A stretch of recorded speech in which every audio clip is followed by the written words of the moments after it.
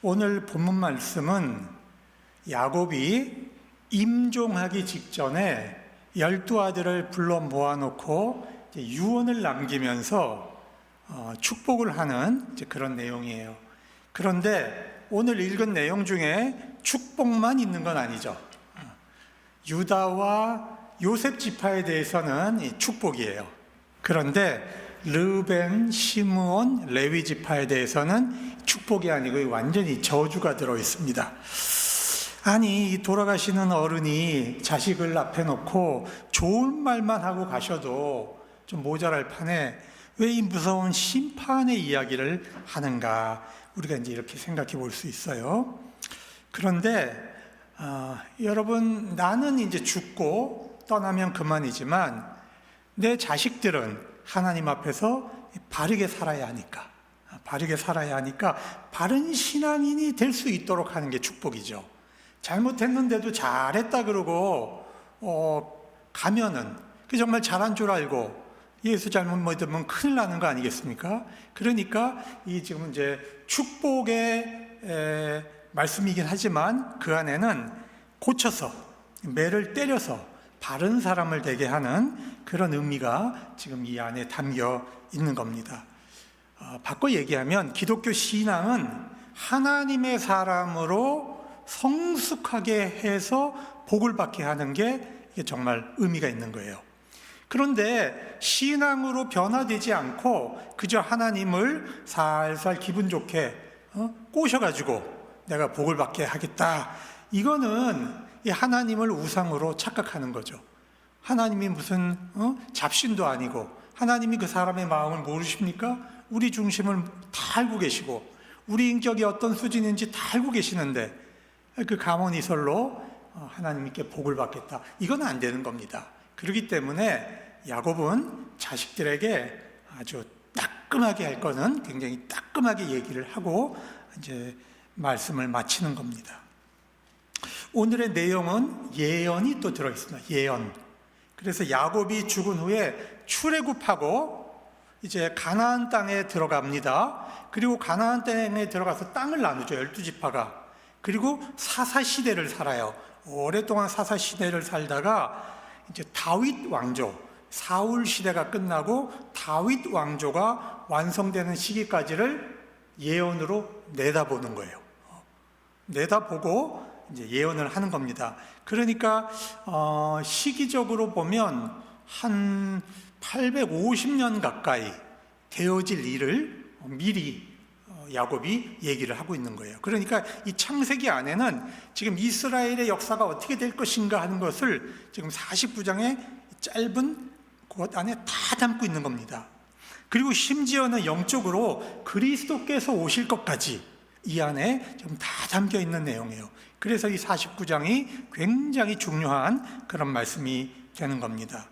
야곱이 유언하고 있는 순서를 우리가 한번 도표로 살펴보겠습니다. 자, 야곱의 12지파의 이제 내용인데, 레아의 자손 6명이 있습니다. 그렇죠? 그리고 맨 마지막에 하는 게 이제 라헬의 자손 2명이 있죠. 요셉과 베냐민이 있습니다. 그리고 이 빌하의 자손 단과 납달리 사이에 이 실바의 자손 갓과 아셀을 끼워 넣어 놨어요. 그래서 이 12명의 순서가 이렇게 쭉 진행이 되는 겁니다. 근데 이제 오늘 이 12명의 이야기를 제가 다 할 수 없어서 이제 핵심적으로 5명만 하려고 하는데, 그래도 이제 무슨 얘기를 하고 있는지 잠깐 한번 이제 짚고 넘어가려고 합니다. 르우벤에 대해서 이제 물이 끓는 것 같았다, 이렇게 비판하죠. 시므온과 레위는 폭력의 도구다, 이렇게 이제 저주를 합니다. 유다는 사자 새끼다 그랬고요. 이사갈은 뭐라고 했습니까? 낙이다. 이사갈은 이제 짐을 지는 그런 이제 짐을 나르는 일을 많이 하거든요. 스불론은 해변가에 정착할 거다, 이제 얘기를 합니다. 그 다음에 라헬로 가서는 요셉, 오늘 얘기하겠지만 무성한 가지다, 담장을 넘는 무성한 가지다. 그리고 베냐민은 물어뜯는 일이다 그랬죠. 짐승들을 얘기하고 있습니다. 그 다음에 실바로 가면 갓은 추격을 당하지만 이제 추격하는 민족이 될 거다. 그래서 이 갓 지파는요, 여기서 이제 장교가 많이 나옵니다. 장교가 많이 나와서 나중에 다윗의 이제 이 군대를 보강하는데 굉장한 이제 군사력이 나옵니다. 그 다음에 이제 아셀은 왕의 수라상이다. 여기서 이제 좋은 음식이 많이 나왔어요. 그 다음에 이제 단은 물어뜯는 독사다. 그런 표현을 했죠. 그 다음에 납달리는 아름다운 암사스입니다. 그래서 아름다운 목소리를 낸다. 이제 이렇게 간단하게 표현을 했습니다. 그래서 이제 조금 있다가 제가 이제 그 지파들이 어느 위치에 있는지를 이제 보여드리면서 제가 설명을 하려고 하는데, 이 단 지파에는 왜 독사라 그랬냐 하면, 이 단 지파는 사실 12지파에서 나중에 그 정체성을 잃어버려요. 북쪽으로 가가지고. 그리고 우상숭배를 하는데, 그래서 요한계시록에 가면 14만 4천 명 구원받는 명단에서 단지파가 빠집니다. 그래서 이 단지파는 나중에 이 민족의 정체성을 다 잃어버리는데, 그래도 단지파에는 이제 어떤 인물이 나오냐 하면 단지파에서 유명한 사람이 삼손이 나옵니다. 삼손. 그 다음에 요셉의 지파 중에 므낫세와 에브라임이 이제 두 후손이잖아요. 므낫세에서 가장 유명한 사람이 누가 나오냐면, 여러분 기드온 아시죠? 기드온이 바로 이 므낫세에서 나옵니다. 그 다음에 에프라임에서는 여러분이 잘 아는 여자 사사 누가 있죠? 드보라가 이 에브라임 지파에서 나오고, 또 민족을 구원한 사사 바로 사무엘이 에브라임에서 나와요. 그러면 이제 베냐민은 왜 물어뜯는 일이라 그랬냐? 이 베냐민은 좀 성격이 좀 포악한 데가 있습니다. 그래서 이 잔인한 사람이 둘 나오는데, 여러분 사울 왕이 얼마나 잔인했습니까? 그러죠? 다윗을 죽이려고 끝까지 그렇게 이제 추적하고 다녔잖아요. 이 베냐민 지파에서 이제 사울이 나오는데, 신약 시대에 나와서 비슷한 사람이 나와요. 누가 있습니까? 하나님의 교회를 박해했던 사울이 얼마나 하나님의 교회를 물어뜯고 이제 추격을 했습니까? 그래서 이 베냐민 지파를 물어뜯는 일이다, 이렇게 표현한 겁니다. 그다음에 이 납달리는 이제 갈릴리 바로 옆에 납달리가 있는데, 왜 아름다운 암사슴이라 그랬냐면, 훗날 우리 주님이 공생애를 사시는 장소가 어디냐면 바로 납달리에서 하나님의 복음을 전합니다. 그래서 아름다운 암사슴의 소리를 낸다. 이제 그렇게 예언을 하는 겁니다. 그래서 모든 지파가 이렇게 하나하나 나중에 의미를 갖고 연결이 됩니다. 자, 이제 12지파가 땅을 어떻게 분배했는지 두 번째 그림을 보여주시기 바랍니다. 자, 이렇게 가운데를 중심으로 강이 쭉 흐르는데, 저 맨 위에 이제 단지파가 있잖아요. 이 단지파가 원래는 중간에 있었어요. 중간쯤에. 근데 이 단지파가 그쪽을 버리고 저기 북쪽으로 올라가서 단이 됩니다. 이 단지파로부터 물이 흘러내려서 저 긴네렛 호수라고 되어 있는데, 저희가 갈릴리 바다예요. 쭉 내려가면 이제 요단강이고, 저게 이제 사해로 들어갑니다. 이 중심으로 해서 동서로 나눠지잖아요.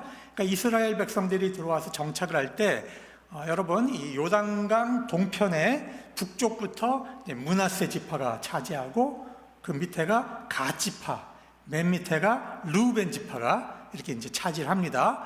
그 다음에 이제 요단 서편으로 들어와서 이제 북쪽, 중부, 남부 이렇게 형성이 되잖아요. 근데 이제 맨 밑에부터 보세요. 밑에가 이제 유다가 있죠. 근데 유다가 있고, 그 유다 안에 시므온이라고 하는 지파가 이제 들어가 있습니다. 그러니까 시므온은 독자적인 땅을 받지 못하고 유다 지파 안에 요만큼 땅을 받는 거예요. 그래서 나중에 시므온 지파는 없어져 버려요. 흩어져 버립니다. 그거는 이제 야곱의 유언에 보면 레위와 시므온은 흩어진다 이렇게 나와요. 그래서 이제 시므온 지파는 흩어집니다. 그런데 이 맨 밑에 보면 유다와 시므온과 그 강 건너편에, 사해 건너편에 르우벤이 있잖아. 이게 전부 레아의 후손입니다. 레아의 자손들이 맨 밑에를 차지하게 됩니다. 그리고 조금 올라가면 베냐민이 나오죠. 그 다음에 납달리가 미안합니다. 베냐민, 에브라임, 므낫세가 나오잖아요. 이 베냐민, 에브라임, 므낫세는 다 누구 자손이냐 하면 라헬의 자손입니다. 그래서 이 므낫세는 번성해가지고요, 이 서편의 맨 위에도 므낫세 지파가 있고, 그죠? 동편 중부에도 므낫세가 있죠. 므낫세는 굉장히 많은 땅을 차지한 겁니다. 자, 여기는 라헬 자손들이 중부를 차지하게 됩니다. 그리고 이제 더 위로 올라가면 스불론과 이사갈이라고 하는 곳이 있는데, 저기 이제 레아의 자손들이 차지를 했고, 저기 맨 이제 바닷가에 보면 이제 아셀 있죠, 아셀. 저기가 왕의 수락관이다라고 얘기한 게, 저기서 고기도 잡히고 농사가 잘 되니까 저기에 이제 풍요로운 음식물들이 나와서 이제 임금의 이제 그 진상을 하게 되죠. 그래서 저기를 이제 왕의 수락관이다고 한 겁니다. 그 맞은편에 이제 납달리가 있는데, 저기에 바로 예수님이 저쪽 지역에서 이제 공생애를 사시는 그런 지역이 되는 겁니다. 그래서 12지파가 이렇게 이제 땅을 나누게 되는데, 여기서 등장하지 않는 지파가 있어요. 레위 지파가 없습니다. 그렇죠? 레위 지파는 땅을 주지 않습니다. 하나님이 땅을 주지 않고 흩어져라, 흩어집니다. 그래서 각 지파에 48개의 성읍을 받아서 흩어져서 사는데, 특별히 너무 빨리 없으셨어요. 여기 이제 별 있죠, 별이 있는 곳이 이제 도피성이에요. 죄 지으면 저기로 도망가서 이제 제단의 뿔을 잡으면 이제 죽이지 않고 이제 살려줍니다. 그런데 저 도피성이 바로 레위 지파들이 이제 집중적으로 거주했던 곳이에요. 그러니까 레위는 땅을 받지 않고 흩어져 살았다 라고 하는 것을 우리가 이제 이해하게 됩니다. 자, 그럼 이 모든 이야기가 지금 야곱의 예언 안에 이제 들어있게 되는 것입니다. 그래서 이제 본문으로 들어가겠습니다. 야곱이 아들들을 다 불러 모아놓고 모여라. 그리고 아버지 이스라엘의 말을 들어라 그랬죠. 참 중요한 말인 것 같아요. 여러분, 한 사람이 태어나서 응애하고 태어나서 이제 마지막에 자식들 앞에 놓고 하나님 앞에 이제 유언하고 떠날 수 있으면 그게 얼마나 복된 삶입니까? 그죠? 그냥 우리가 갈 때를 몰라요, 사실. 모르기 때문에 우리가 언제 갈 줄 몰라서 그렇게 멋있게 죽고 싶은데 사실은 그렇게 되지 않죠. 그러나 이제 야곱은 정말 멋있는 죽음을 이제 맞이하게 됩니다. 이것도 참 하나님의 복입니다. 근데 이제 3절, 4절에 르우벤에 관한 일을 합니다. 르우벤은 너는 내 장남이었다. 위풍이 당당하고 능력이 많았다. 권능이 탁월했다. 야곱 집안을 이어갈 대들보였다. 그런데 문제는 뭡니까? 이 르우벤이 자기가 받은 힘, 자기가 받은 능력을 제어할 수 있는, 여러분, 그런 자기 절제 능력이 없는 사람이에요. 여러분, 그래서 무엇인가 이 중독돼 있는 사람, 자기를 절제하지 못하는 사람은 절대로 지도자가 될 수 없습니다. 아무리 능력이 많은 사람이라도 그 사람이 하는 행동이 어디로 튈 줄 모르는 사람, 절제가 안 돼 있는 사람은 절대로 지도자로 세우면 안 됩니다. 그건 작은 조직이든 큰 조직이든 마찬가지예요. 이 성중독, 미신 중독, 도박 중독, 알코올 중독, 돈 중독, 수많은 사람들이 정말로 능력이 있는데 자기 절제가 안 되어서 사람과 사회를 망가뜨리죠. 여러분, 이 르우벤이 야곱의 능력이자 힘이라고까지 칭송을 받았던 아들인데 무슨 죄를 저질렀나요? 아버지의 첩이었던 이 빌하와 이제 통간을 저지른 것입니다. 아버지의 권위와 명예를 송두리째 짓밟아 버렸어요. 여러분, 야곱은 일평생 살면서 이걸 입 밖에 내지 않았습니다. 이걸 어떻게 입 밖에 냅니까? 입 밖에 내면 가족이 다 망가지는데. 그러나 죽기 전에 이 얘기를 꺼내는 겁니다. 여러분, 참 이거 보면, 그죠? 부모의 심정이라고 하는 것, 부모의 아픔이라고 하는 것, 이건 자식들이 잘 몰라요. 어디까지 숨기고 어디까지 덮고. 그러나 야곱은 자기의 자식들이 정말 하나님 앞에 회개하고 바로 살기를 원했던 거죠. 축복받는 자식이 되기를 원했던 거죠. 꺼내는 겁니다. 너는 물의 끓음 같았다. 여러분, 물이 끓으면 어떻게 됩니까? 흘러 넘치죠. 여러분, 절제가 안 되는 거잖아요. 흘러 넘쳐서 주변을 더럽히는 겁니다. 아버지의 명예, 가족의 명예. 여러분, 우리의 아버지는 하나님이죠.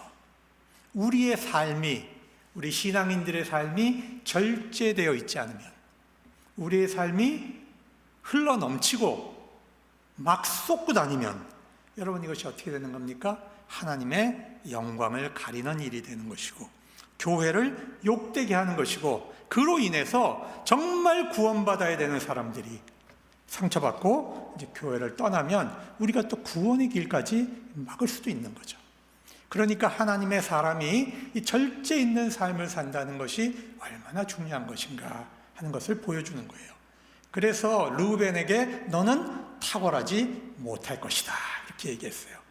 여러분 제가 성경 전체를 뒤져서 르우벤 지파에서 지도자가 나온 적이 있는가 찾아봤는데 단 한 사람도 없어요. 단 한 사람도. 아쉽죠. 여러분 이 말은 르우벤에게 주어진 세 가지 특권이 이제 박탈되는 겁니다. 첫 번째 장남은 집안을 이끌고 갈 리더의 자격이 주어져요. 여러분 이건 장자권이에요. 이게 뺏기는 겁니다. 두 번째, 그 집안의 영적인 예배를 인도해갈 이 제사장직이 있는 건데 그것도 뺏기는 겁니다. 세 번째, 물질의 축복을 받는 다른 형제들보다 2배 이상의 축복을 받게 돼 있는데 그것도 뺏기는 겁니다. 장자권은 누구에게로 넘어갑니까? 유다 지파로 넘어가죠. 여러분 제사장직은 누구에게로 넘어갑니까? 레위 지파로 넘어가죠. 물질 축복권은 누구에게로 넘어갑니까? 요셉 지파로 넘어갑니다. 그리고요 민수기 16장에 보면 이 고라가 반란을 일으켜요. 모세의 지도력에 저항을 합니다. 하나님에게 저항을 합니다. 그런데 르우벤 지파가 거기에 또 가담을 해요. 설상가상으로. 왜 그랬을까? 제 생각에는 우리 선조가 사실은 장자권이 있는 집안인데 왜 모세 네가 지도자 노릇하느냐 이거죠. 하나님이 세우신 영적인 권위를 인정하지 않고 거기에 반역을 일으켜서 르우벤 지파는 풍지박산이 나는 거죠. 안타깝습니다. 그래서 신명기 33장에 보면 모세가 죽기 전에 축복을 할 때 이렇게 합니다. 하나님께 하나님 르우벤 지파는 죽지 말고 살기 원합니다. 그 수가 적지 않기를 원합니다.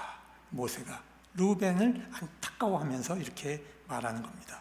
마태복음 19장 30절에 보면 먼저 된 자로서 나중된 자가 있고 나중된 자가 먼저 될 자가 많다 그랬죠.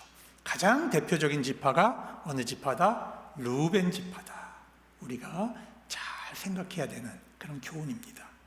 5절에서 6절엔 야곱이 시므온과 레위를 따로따로 말하지 않고요 묶어서 말해요. 묶어서 말합니다. 이 두 형제는 무슨 죄를 저질렀습니까? 이 세겜에 있을 때에 이 막내 동생, 여동생 이 디나가 그 세겜 족속의 추장의 아들 세겜에게 이제 변을 당합니다. 그 집 아들이 이 디나를 짝사랑했어요. 짝사랑하다가 이 좋은 방법으로 표현을 하지 않고 이제 디나를 겁탈하는 사건이 벌어졌죠. 이때 시므온과 레위가 어떤 짓을 했냐면요. 너희가 우리 집하고 혼인을 하고 싶으면 니네가 할례를 받아라. 할례. 다 마을 남자들이 할례를 받고 고통스러워하고 있을 때 여러분 칼을 들고 가서 모든 남자를 다 죽입니다. 그리고 심지어는 오늘 성경을 보니까 뭐가 되어 있습니까? 소의 힘줄까지 끊었다. 여러분 소가 무슨 죄가 있어요? 이게 뭡니까 이게? 여러분 혈기거든요. 범죄는 한 사람이 저질렀잖아요. 그런데 수많은 무고한 사람을 죽이고 짐승까지 힘줄을 끊고 그 재산을 다 약탈하고 여자와 아이들을 다 잡아다가 노예로 삼고 그리고는 자기가 정의를 지켰다고 의로운 일을 했다고 큰 소리를 뻥뻥 쳤어요. 여러분 하나님이 주신 거룩한 예식인 할례를 살인의 도구로 썼잖아요. 그리고 또한 자기들이 의로우신 하나님 재판장에 앉아서 자기가 무치 의인인 양 그렇게 큰 소리를 쳤잖아요. 여러분 이것이 뭐죠? 교만이거든요. 그래서 5절에서 뭐라고 합니까? 야곱이 시므온과 레위는 형제다 그랬는데 이게 뭐 형제인 줄 몰라서 그런 소리를 한 게 아니죠. 무슨 얘기냐면 공동 범죄 집단이라는 거예요, 여러분. 공동 범죄 집단. 그리고 야곱은 내가 그들의 집단과 모의에 관여하지 않겠다 이렇게 말합니다. 내 자식이지만 그 범죄, 집단 범죄 행위에 내가 관여하지 않겠다. 레위와 시므온의 문제가 뭡니까? 여러분, 분노죠. 분노, 혈기. 여러분, 영적으로 보면 이 분노와 혈기는 간음보다 더 하나님 앞에 무서운 죄예요. 간음은 육체에 짓는 죄입니다. 근데 이 분노와 혈기는 자기 마음에 짓는 죄예요. 그리고 더 나아가서 자기는 의를 행하고 있다라고 하는 영적 교만까지 범하는 겁니다. 그래서 성서에서는 이 육체의 죄보다 영적인 죄를 더 무섭게 여기는 것입니다. 에베소서 4장 26절에 사도 바울은 이렇게 말합니다. 분을 내어도 뭐는 짓지 마라? 죄는 짓지 마라. 여러분, 우리는 인간이기 때문에 분이 날 수 있어요. 분이 납니다. 왜 분이 안 납니까? 그런데 그것이 죄로 연결되면 안 됩니다. 여러분, 이것이 그리스도인들에게 굉장히 중요한 거예요. 그리고 또 하나를 덧붙였어요. 해가 지도록 분을 품지 말고. 제가 부부싸움을 하고 제일 안 되는 게 이거예요. 원칙은 알아. 원칙은 풀고 자야 돼. 부부싸움을 하면, 그죠? 풀고 자야 되는데 이게 쌍방에서 같이 풀어야 되는 거 아닙니까? 그렇죠? 제가 잘못할 때가 있고 그것 때문에 화가 안 풀릴 때가 있고, 그러면 분을 풀고 자는 게 참 쉽지 않다 이겁니다. 근데 여러분, 우리가 명심해야 되는 건 분냄은 절대로 하나님의 뜻에 합당하지 않아요. 분을 내면서 내가 의로운 사람이라고 착각을 하게 되는 거죠. 여기에 위험이 있습니다. 그래서 이 분노 조절이 안 되는 사람들을 모아놓으면 더 큰 죄를 져요. 혼자는 그런 죄를 못 저질렀을 거예요. 근데 둘이 모이니까 집단 범죄를 저지르는 거고, 셋이 모으면 더 큰 죄를 짓는 거죠. 그래서 하나님께서 이런 사람들을 죄 안 짓게 하는 방법이 뭐가 있습니까? 흩어놓을 수밖에 없죠. 흩어놓는 겁니다. 분노 조절이 안 되는 사람들은 흩어놓는 겁니다. 그래서 오늘 야곱이 뭐라고 했냐 하면, 내가 이스라엘 중에, 야곱 중에 이들을 구별해서 흩어지게 하겠다.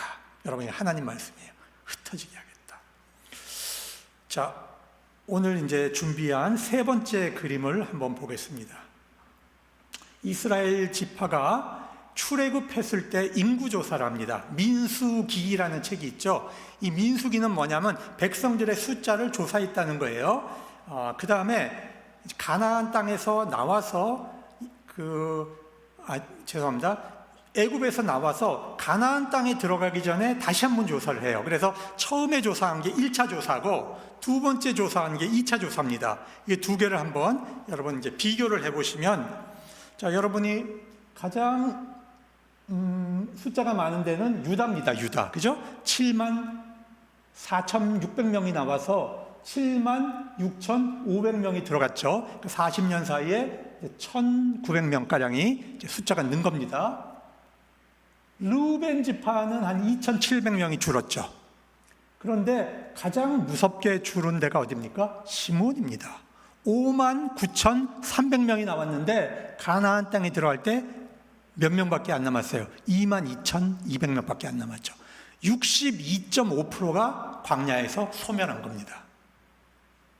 저러니까 들어가서도 한 지파로서 땅을 지키고 살 수가 없죠.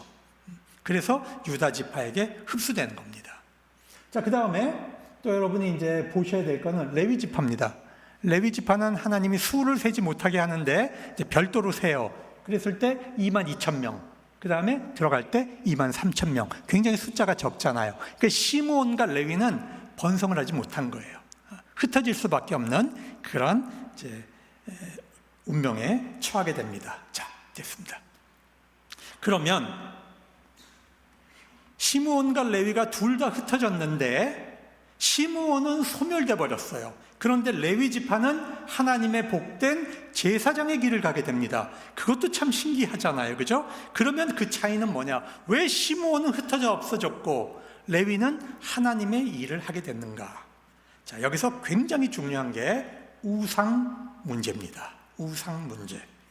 하나님께서 출애굽한 이스라엘 백성을 데리고 시내 산까지 가셨어요. 그리고 모세를 산으로 불러서 40주야를 산에 있으면서 하나님께서 십계명을 주셨고 율법을 주십니다.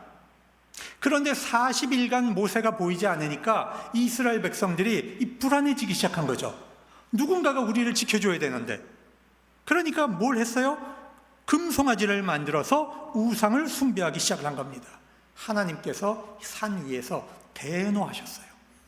대노하셨어요. 여러분, 이 백성을 하나님이 지금 어떻게 하신 겁니까? 아브라함 때 맺은 400년 전부터 맺은 이 약속을 지키시느라고 큰 민족을 만들어서 이제 데리고 나와서 가나안 땅으로 데리고 들어가는 이 하나님의 백성을 만들고 있는데, 지금 하나님의 언약을 주는 절대절명의 중요한 가장 거룩한 순간에 지금 밑에서는 무슨 일이 벌어지고 있어요? 하나님을 배역하고 여러분 가장 무서운 범죄를 저지르고 있는 거예요. 여러분 이거 보세요. 하나님 입장에서는 지금 가장 중요한 거룩한 일을 하시는데 이 백성들은 하나님 앞에 가장 반역하는 일을 이 두 가지가 딱 오버랩되고 있는 거죠. 얼마나 아이러니입니까? 하나님이 진노하셨습니다. 이 백성은 목이 곧은 백성이라 가능성이 없다. 내가 다 진멸하고 모세 너를 통해서 새로운 백성을 세우겠다. 모세가 뭐라 그래요? 하나님 아이고 고맙습니다 그랬어요? 아니잖아요. 아버지요 하나님, 그렇게 하면 이 이방 민족이 하나님께서 자기 백성을 죽이려고 광야로 데리고 나왔다고 하지 않겠습니까? 하나님 영광이 뭐가 되겠습니까? 여러분 이 말이 맞아요 안 맞아요? 기도는 이렇게 하는 거예요. 기도는 하나님이 들으실 때 합당해야 돼. 합당해야 돼. 그래 네 말이 참 맞구나. 응? 이 백성을 살려주십시오. 그렇지 않으면 제 이름을 하나님의 생명책에서 지워주십시오. 자기의 생명과 자기의 구원을 걸고 하나님 앞에 민족을 살려달라고 여러분 간구하는 거죠. 여러분 이게 지도자거든요. 지도자는 이런 겁니다. 그리고 모세가 내려와서 이걸 어떻게 해결해야 됩니까? 이 문제를, 이 백성을 어떻게 바로 잡아야 됩니까? 그래서 누구든지 여호와의 편에 설 자는 내게로 와라. 그러니까 어떤 지파가 움직였어요? 레위 지파 딱 한 지파가 모세 편으로 온 겁니다. 그래서 너희가 다 칼을 차고 지인을 왕래하면서 너희 형제와 이웃과 그 동포를 칼로 치라고 얘기합니다. 여러분 하나님 앞에 벌이 없이 어떻게 용서가 됩니까? 벌이 없이 어떻게 용서가 돼요? 그래서 그날 3,000명이 죽고 60만 명이 구원을 받는 거예요. 여러분 무서운 거죠. 우상숭배가 무서운 겁니다. 레위의 칼은 폭력의 도구였는데 이 순간만큼은 무슨 칼입니까? 회개의 칼이 된 거예요. 정결의 칼이 된 겁니다. 그래서 레위는 그 향후 짐승을 죽여서, 레위의 칼은 짐승을 죽여서 이스라엘의 범죄를 용서받는 그러한 칼이 되도록 하나님이 레위 지파를 쓰시는 거죠. 그래서 하나님이 레위 지파에게는 땅을 주지 않고 흩어버리죠. 다 흩어셨지만 자기가 속한 곳에서 이스라엘 백성을 위해서 속죄하는 그 제사의 일을 하도록 하나님이 길을 막히신 겁니다. 그리고 이렇게 말합니다. 레위 지파에게는 기업을 주지 않지만 내가 레위 지파의 기업이 될 것이다. 그런데요, 이 출애굽한 백성이 이제 모압 땅에 들어왔어요. 모압 땅. 모압 땅은 이 르우벤 지파가 차지한 그 지역이 바로 이제 모압 땅입니다. 들어왔을 때 이스라엘 백성들이 이 모압 여인들과 음행을 저지르기 시작을 했어요. 근데 여러분 이 육적인 음행은요 반드시 영적인 음행과 연결이 돼요.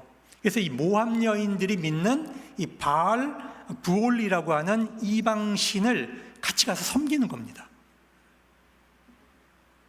하나님이 진노하셨죠. 이 백성이 아직도 정신을 못 차리는구나. 하나님 백성을 만들어서 가나안 땅에 들어가서 지금 새로운 세상을 만들어야 되는데 아직도 정신 못 차리고 우상 숭배를 하니까 전염병으로 24,000이 죽습니다. 이때 모세가 우상 숭배자들을 다 숙청을 해요. 정화 작업을 하는데 이때 성경에 기록된 우상 숭배의 대표자가 누구냐 하면 시므온 지파, 시므온 지파의 시므리라고 하는 인물이에요. 그러니까 학자들은 이 시므온 지파가 왜 이렇게 소멸했느냐, 바로 이때 많이 죽었다는 거죠. 이 우상 숭배하다가 시므온 지파가 확 축소돼 버린 겁니다. 여러분, 똑같이 레위와 시므온이 흩어지는 벌을 받았지만, 그러나 레위는 하나님 앞에서 우상 숭배하지 않고 신앙을 지킴으로써 하나님의 거룩한 직을 맡는 직분이 됐는데, 시므온은 회개하지 않고 우상 숭배하다가 결국에는 소멸해버리는 그런 길을 가고 말았다는 것입니다. 사랑하는 여러분, 오늘날 한국교회의 위기는 여러분 우상 숭배예요. 우상 숭배. 특히 오늘날 전국에서 여러분이 중심 있게 봐야 될 거는 한국교회가 이 권력을 우상으로 섬겨요. 권력이 주어진다 그러면 무조건 거기 가서 충성을 하는 겁니다. 목사들이 하죠. 그러니까 그 집단에 신천지가 있건 사이비가 있건 통일교가 있건 권력만 있다 그러면 아무런 양심의 가책도 없이 거기 가서 같이 놀아나는 거예요. 왜 그 짓을 합니까? 여러분, 이걸 영적으로 봐야 됩니다. 지금 일어나고 있는 이 한국계 여러 가지 사건들을 우리가 좀 영적인 눈으로 봐야 돼요. 우상 숭배에서 잘된 민족이 있어요? 여러분, 이건 정치적인 문제가 아니에요. 우상의 문제인데, 악한 권세는 하나님께 속한 게 아니에요. 악한 권세는 마귀가 주는 겁니다. 그래서 사탄이 예수님을 유혹할 때 뭐라고 했습니까? 로마와 모든 권세를 내가 너에게 주겠다 그러잖아요. 그죠? 예수님이 뭐라 그래요? 주 너희 하나님을 섬겨라. 주님은 그 권세에 관심을 갖지 않았어요. 그 사탄의 권세에 아무 관심을 갖지 않았습니다. 여러분, 권력은 복음이 아니에요. 교회는 복음과 하나님 나라에 충실해야 됩니다. 여러분, 딴 데 자꾸 한눈 팔면 안 되는 겁니다. 대형 교회들이 특히 자꾸 권력에 접근하고 권력자들이 주는 혜택을 받으려고 하고, 그러면서 한국교회가 여러분 이런 일이 터질 때마다 얼마나 많은 교인들이 교회에서 빠져나가는 줄 아십니까? 회개해야 됩니다. 자, 8절에서 12절까지가 이제 유다에 대한 축복인데, 제가 이걸 마칠 수 있을지 모르겠습니다만 아무튼 유다까지만 할게요. 요셉은 이제 다음 주에. 여러분, 우리가 아시다시피 유다가 이 경건한 사람은 아니잖아요. 요셉을 팔자, 은을 받고 팔자고 제안한 사람이 유다입니다. 그래서 여러분, 이 사건을 보면 이 요셉이 나중에 예수님 때 팔리잖아요. 그죠? 예수님이 팔리는데 누가 팔아요? 유다가 팔잖아요. 가룟 유다가 팔잖아요. 은전을 받고 팔잖아요.